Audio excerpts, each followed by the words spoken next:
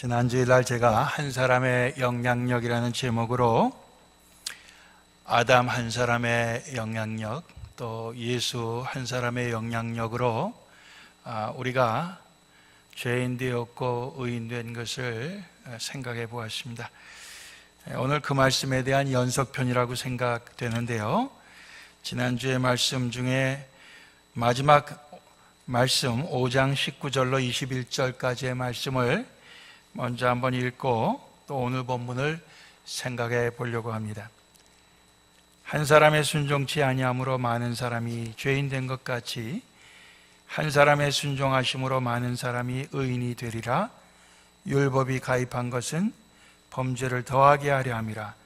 그러나 죄가 더한 곳에 은혜가 더욱 넘쳤나니 이는 죄가 사망 안에서 왕노릇한 것 같이 은혜도 또한 의로 말미암아 왕노릇하여 우리 주 예수 그리스도로 말미암아 영생에 이르게 하려 함이니라. 이렇게 되어 있습니다.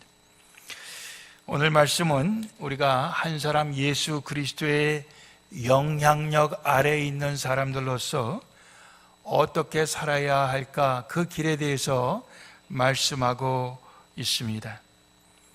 한 5가지로 좀 짤막짤막하게 끊어서 생각을 해보려고 합니다. 예수 그리스도의 영향력 아래에 있는 우리의 삶은 어떠해야 되느냐? 첫째, 예수 그리스도와의 연합을 믿어야 합니다. 오늘 8절부터 10절까지의 말씀이 바로 그것입니다. 만약 우리가 그리스도와 함께 죽었으면 또한 그와 함께 살 줄을 믿노니 이는 그리스도께서 죽은 자 가운데서 사셨음에 다시는 죽지 아니하시고, 사실 영어 성경에는 다시는 죽지 못하시고 그렇게 되어 있습니다. 사망이 다시 그를 주장하지 못할 줄을 우리가 알미로라.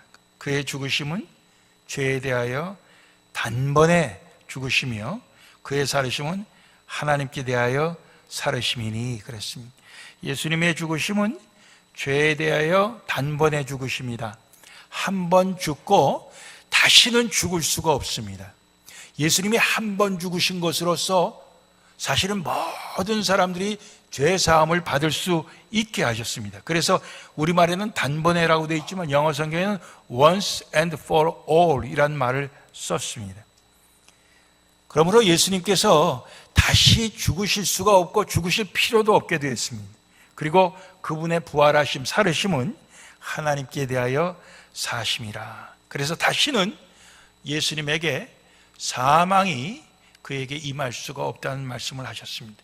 그러니까 우리가 바로 이 예수 그리스도를 믿는데, 이 예수 그리스도를 믿는 그 믿음이 그리스도께서 우리를 위하여 죽으셨고 그리스도께서 우리를 위하여 부활하셨다는 것을 믿는 믿음이죠. 그런데 바로 그것은 한 걸음 더 나가서 예수님이 우리를 위해서 십자가에 죽으셨을 때 우리는 믿음으로 우리의 아담의 후손에 속한 옛사람, 죄에 속한 옛사람이 예수님이 십자가에 죽으신 것과 함께 우리는 죽었다는 것을 믿는 것이라는 거예요. 그것을 믿을 때 우리는 예수님이 죽음을 이기시고 다시 사신 그 부활과 함께 우리도 새 사람으로 다시 살아난다는 것입니다. 우리는 흔히 예수님이 우리를 위해 죽으셨다는 것만 얘기하지 예수님이 우리를 위해 다시 사셨다는 이야기를 많이 안 합니다. 예수님이 우리를 위해 죽으셨기 때문에 우리 죄가 용서함 받았다는 얘기까지만 하지, 우리는 용서함 받고 우리는 새 사람으로서, 거듭난 사람으로서 새 삶을 살 수 있게 되었다 하는 말씀을 우리가 별로 안 해요. 그냥 계속해서 우리는 죄를 사함받는다 이 얘기만 하지, 우리는 더 이상 우리는 죄 가운데 살지 아니하고 우리는 주님의 부활과 함께 새 사람으로 살아나서 우리는 새 삶을 살게 되었다, 우리는 새 삶을 살고 있다, 이렇게 우리가 이야기를 많이 하지 않는단 말이에요. 그런데 오늘 말씀은 바로 주님의 죽으심과 함께 우리가 하나가 되고 주님의 다시 사심과 함께 또 우리가 그것과도 하나가 됐다는 것을 우리는 믿으라는 말씀입니다. 그러니까 하나 더 믿어야 되는 거예요. 뭐요?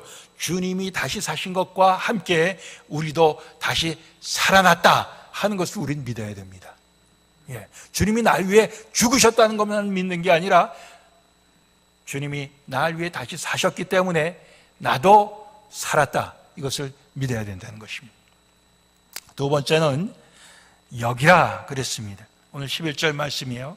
이와 같이 주님이 죽으시고 다시 사신 것과 같이 너희도 너희 자신을 죄에 대하여는 죽은 자요 그리스도 예수 안에서 하나님을 대하여는 산 자로 여길지어다. 즉 죄에 대해서 우리 자신이 죽었다, 이렇게 여기라는 겁니다. 그리고 의에 대해서는 내가 살아났다, 이렇게 여기라는 것입니다. 근데 우리는 종종 내가 아무리 예수를 믿어도, 내가 아무리 거듭난 삶을 살아도 나는 죄에 대해서 늘 질 수밖에 없다.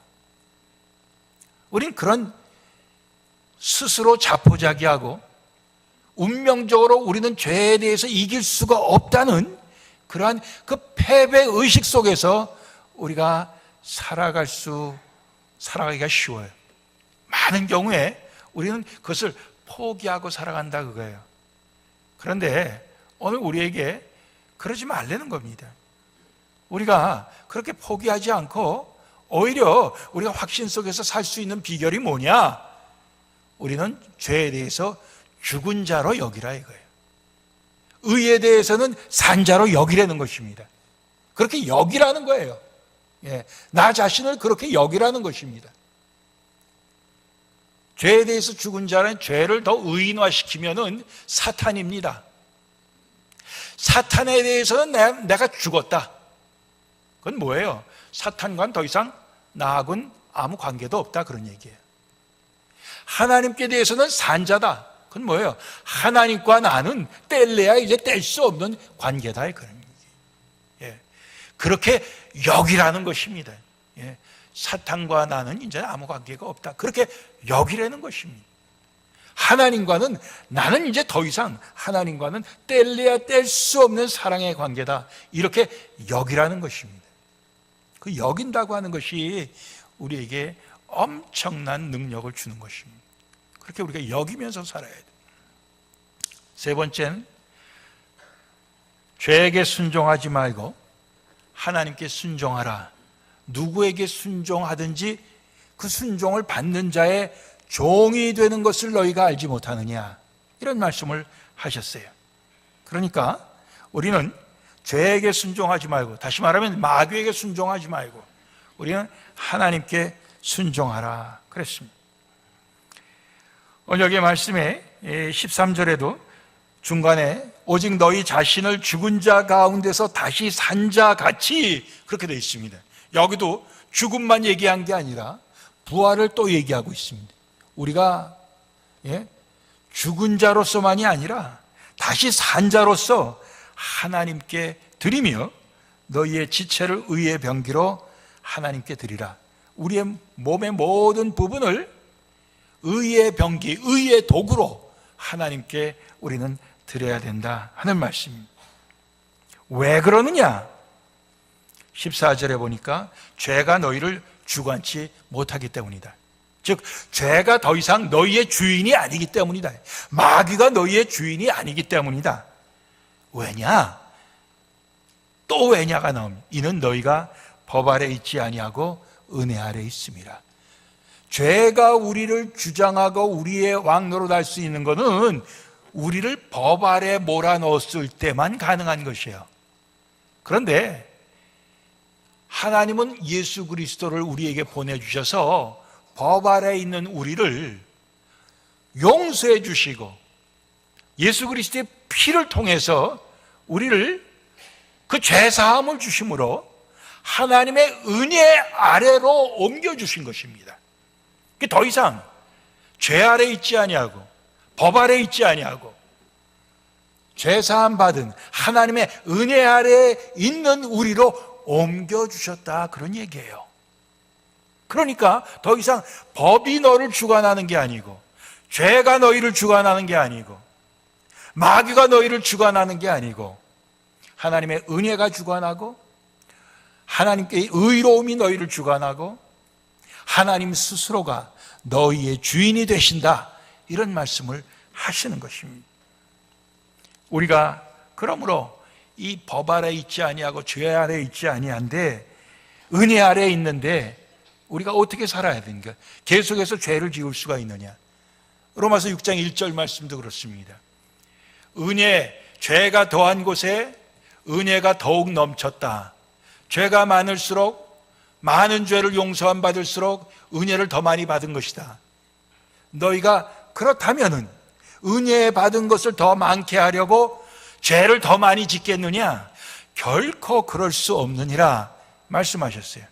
마찬가지로 우리가 죄 아래 있지 아니하고 은혜 아래 있다고 하기 때문에 우리가 죄를 더 짓겠느냐?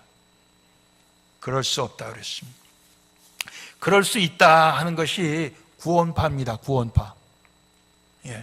구원파 사람들은 일단 예수를 믿어서 죄사함 받았으면은 그것이 영원하기 때문에 아무렇게나 살아도 된다는 그런 생각을 갖고 있기 때문에 그들이 예수 믿는다고 하면서도 더 많은 죄를 담대하게 짓게 되는 것이에요. 근데 우리는 결코 그럴 수 없느니라. 우리는 죄에게 더 이상 종노를 할 수 없고, 우리는 하나님께 종노로 돼서 죄에게 순종, 마귀에게 순종할 수 없고, 우리는 하나님께만 순종할 수밖에 없다 하는 말씀을 우리에게 주시는 것입니다. 아멘입니까? 네 번째로는 하나님께 감사하는 것입니다. 하나님께 감사하리로다. 17절 말씀. 너희가 본래 죄의 종이더니 너희에게 전하여 준 바 교훈의 본을 마음으로 순종하여 죄에게서 해방되어 의에게 종이 되었느니라. 죄에서 해방되고 이제 더 이상 죄에서 종노릇 한 게 아니고 이젠 의의 종이 되었고 하나님의 종이 되었다. 그렇게 해주신 예수님, 그렇게 해주신 우리 하나님께 우리는 감사하리로다. 그렇게 되어 있습니다. 우리가 감사의 제목들이 많이 있어요.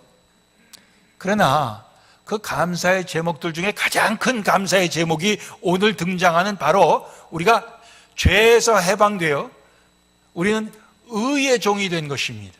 마귀에게서 해방되어 하나님의 자녀가 된 것이 하나님 앞에 제일 큰 감사의 제목입니다. 여러분들, 한국에서는 예수를 모르다가 미국에 와서 어떻게 하다 보니까 교회를 나오게 되고 또 그러다 보니까 예수를 믿게 되고, 그런 분들의 고백이 미국 와서 제일 복받은 게 예수 알고 믿게 된 것입니다, 이런 고백들을 하시는 걸 봐요.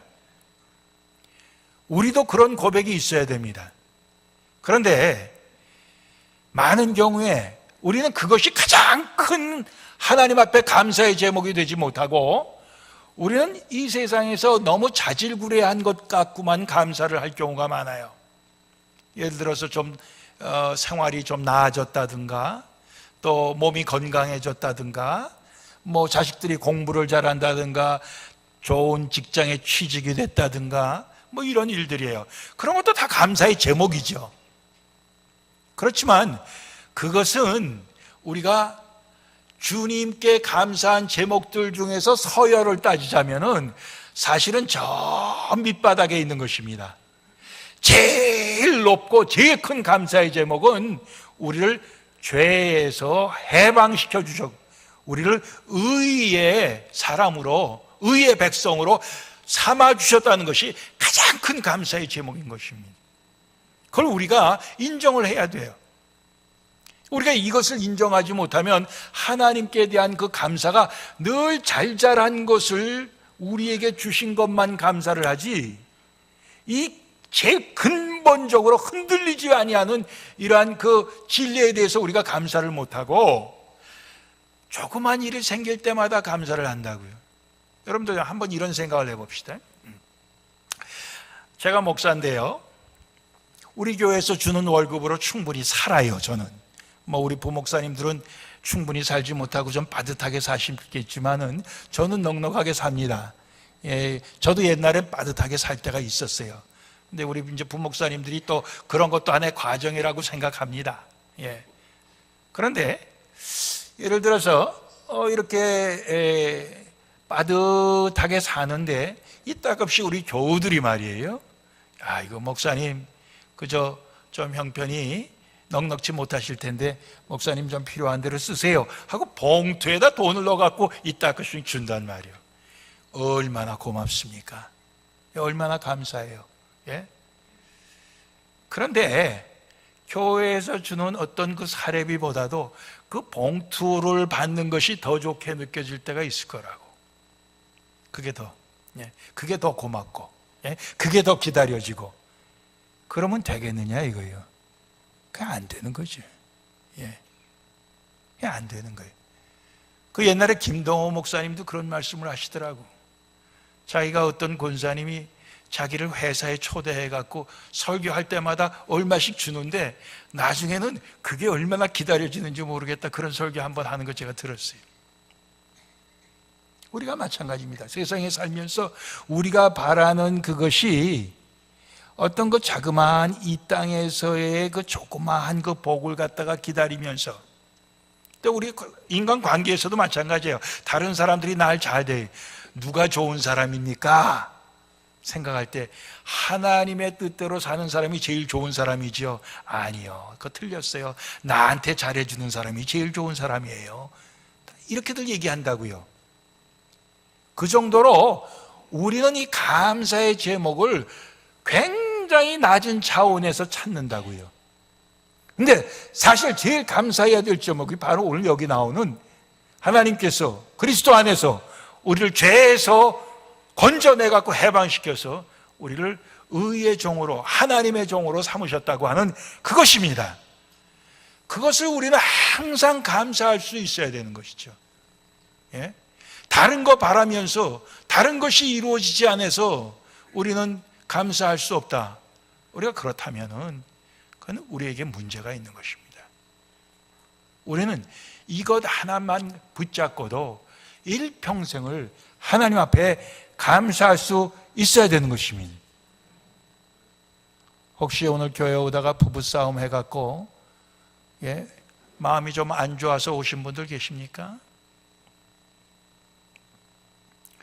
예배가 은혜가 되지 않죠. 그러나 오늘 하나님 말씀 들으면서 내가 부부싸움하고 내 남편한테, 내 아내한테 내가 원하는 대접을 받지 못했어도 그게 문제냐, 이러면서 그것을 훌훌 털어버릴 수 있어야 된다고 생각합니다. 아멘이십니까? 꽁 하고 있을 필요가 없어요. 그렇죠? 하나님께 늘 감사하는 우리가 될 때에 우리는 계속해서 우리는 의의 종으로 살아갈 수 있는 것입니다. 마지막으로 5번째, 이제는 너희 지체를 의의 도구로 제공하여 거룩함과 영생에 이르라. 오늘 19절 이하 마지막 23절까지의 말씀의 요약이 그것입니다. 이제는, 그때에는, 이 시제를 갖다 구분하고 있어요. 전에는, 본래는 너희가 죄의 종이었고, 본래 너희가 행하던 모든 일은 너희의 사욕을 쫓아 행하던 것이, 우리의 악한 욕심을 따라서 행하던 것이었고, 그리고 그것은 지금 생각해 보면은 참으로 부끄러운 것이었다. 그러나 지금은, 이제는 너희는 의의 종으로 주님 앞에 너희를 산제사로 드리고 너희의 지체를 의의 도구로 드리게 될 때에 너희는 참으로 거룩의 열매를 맺고 영생의 열매를 맺게 된다. 오늘 말씀이 그것입니다. 여러분들, 전에 우리가 살던 삶 속에서, 즉 우리가 죄에 끌려다니면서 죄의 종로로 다니며 살면서 우리가 부끄러웠다, 지금 생각해 보니까 참 부끄러웠다, 그런 것이 느껴지면 이것도 하나님의 은혜라고 생각합니다. 제가 아는 분은 제가 한국에 굉장히 오래전 얘기입니다만은 자기가 그 여자하고 잠자리를 같이 한 게 50을 결혼하기 전에 채우겠다고 그래요. 50명을. 그래갖고 지금 아직 50명이 되지 못했는데 거의 비슷하게 돼간다. 그러면서 자랑을 하시더라고요.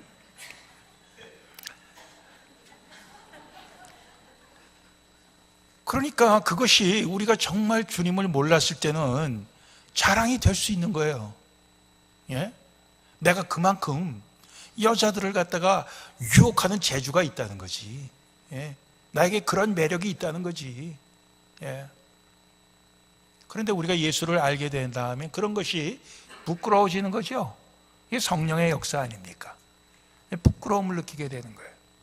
예. 부끄러움을 느낄 뿐만 아니라 우리가 이제는 거룩함에 이르는 열매를 맺는 거죠.